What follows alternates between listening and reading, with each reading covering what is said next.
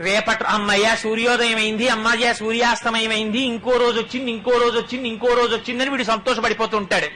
రామకృష్ణ పరమహంస అంటుంటారు, ఈ పెట్టెలో గోళీకాయలు పెట్టి ప్రతిరోజు ఒక్కొక్క గోళీకాయ తీసేస్తుంటే ఇందులో ఉన్న గోళీకాయలు ఖాళీ అయిపోతున్నట్టే ఈ లోపల ఎంత కాలం ఉండాలో, ఎన్ని రోజులుండాలో, ఎన్ని శ్వాసలుండాలో లెక్క పెట్టి అప్పచెప్పిన వాడు ఒకడు ఉన్నాడు.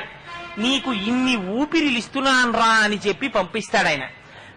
ఇన్ని ఊపిరిల లోపల ఇందులో ఉండి భగవద్ధ్యానం చేసుకోవడానికి మీకు ఇది ఒక ఉపకరణముగా ఇయ్యబడినది. ఇయ్యబడినటువంటి ఉపకరణమును దుర్వినియోగము చేసి దీన్ని కాని సక్రమంగా వినియోగించుకోలేదా, ఆ తర్వాత ఇందులోంచి ఒక్కసారి ఆ ఊపిరిలు ఎవరు లెక్క పెడతారు? మనతో ఉన్న వాళ్ళు ఎవ్వరూ లెక్క పెట్టరు. లోపల కూర్చున్న వాడికి ఒక్కడికే తెలుసు, వాడొక్కడే లెక్క పెడుతుంటాడు. ఇన్నైపోయాయి, ఇన్నైపోయాయి, ఇన్నైపోయాయని. వాడికి తెలుసు ఎన్ని ఊపిర్ల తర్వాత అయిపోతోందో లెక్క. ఖచ్చితంగా అన్నో ఊపిరి అయిపోగానే వాడు నిర్దాక్షిణ్యంగా సింహాసనం నుంచి దిగిపోయి ఉత్తరీయం పైన వేసుకుని బయటికి వెళ్ళిపోతాడు. వాడు వెళ్ళిపోయాడా, వాడి వెనకాతల జీవుడు వెళ్ళిపోతాడు.